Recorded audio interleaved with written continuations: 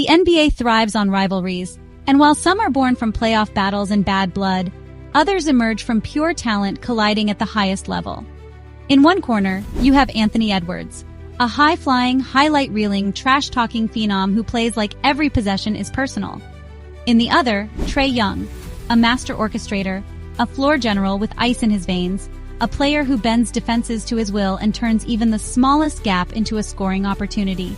Their skill sets couldn't be more different, yet when they meet, it's a clash that feels like basketball poetry.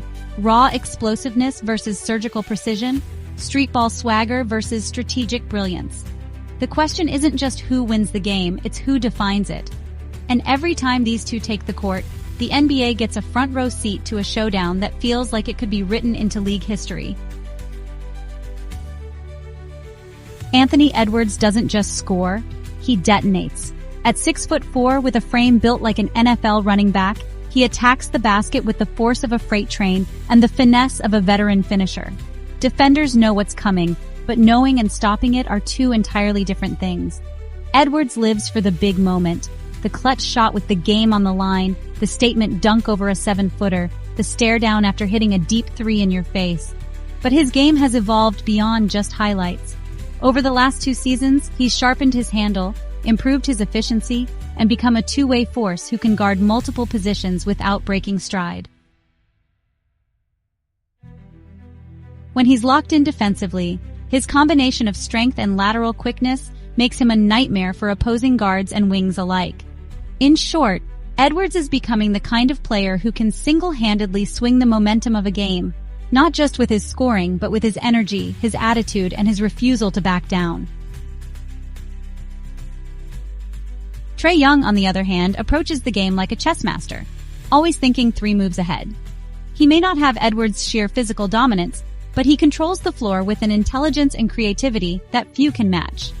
His court vision is otherworldly. Passes slip through seams that most players don't even see. His range forces defenders to pick him up 30 feet from the basket, stretching defenses until they snap. Young really thrives in the pick and roll, manipulating bigs into drop coverage, baiting help defenders just far enough to open up a lob, or freezing a rotation with a no-look dime.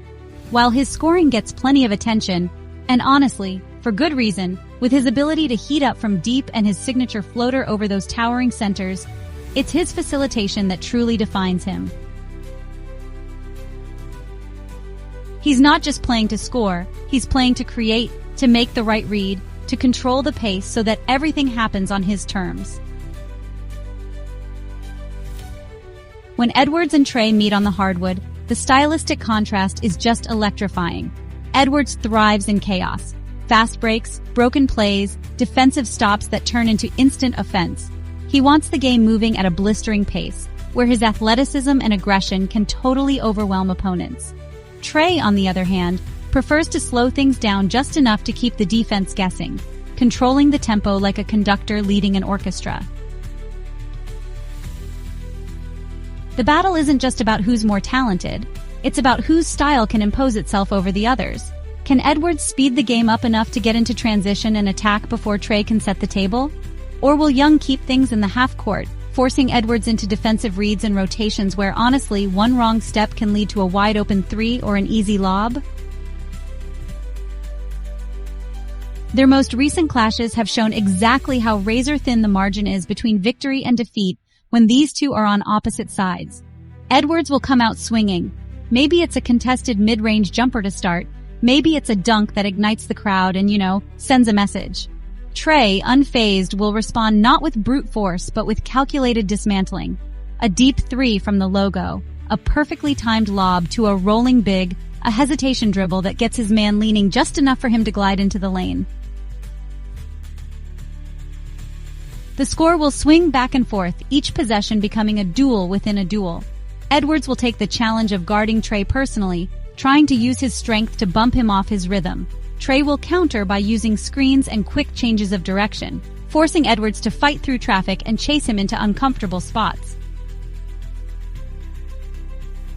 Every bucket feels earned, and every defensive stop feels like a small victory in a larger war.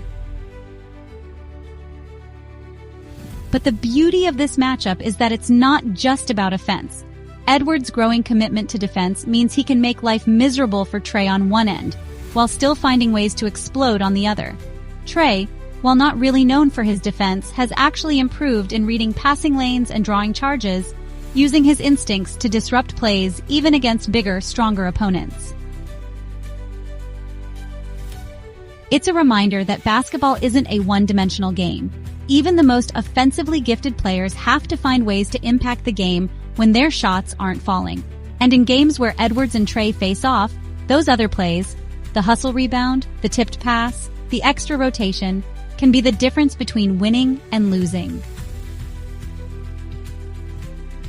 So, looking at the bigger picture, both players really represent different visions of what an NBA superstar can be in the modern era. Edwards is the kind of player who could totally lead the league in scoring and rack up, viral highlights while anchoring a top-tier defense.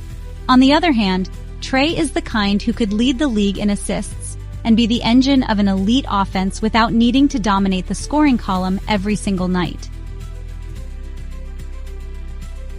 The debate over who's better might never be settled, honestly, because it depends on what you value more. The relentless scoring machine who can also lock you down, or the master facilitator who makes everyone around him better. And maybe that's exactly why this rivalry works so well. They're not just competing against each other, they're making the case for two different basketball philosophies. Every time these two square off, fans know they're going to get something special. It might be a jaw-dropping Edwards dunk that breaks social media, or a Trae Young alley-oop that threads the needle between two defenders. It might be a game-winning shot in the final seconds, or a series of plays where one player completely takes over and shifts the entire momentum. Whatever it is, the Edwards versus Trae matchup has become must-watch basketball. Not just for the highlights, but for the drama, the strategy, and the pure competitive fire that both players bring to the court. And as their careers continue to unfold, it's a safe bet that this showdown will only get bigger, more intense, and more important in the NBA landscape. So who wins the showdown? The truth is, the fans do, every single time. Because when Anthony Edwards and Trae Young step onto the same floor, the game becomes something more than just a game. It becomes a story, a battle of styles, a showcase of everything that makes basketball beautiful.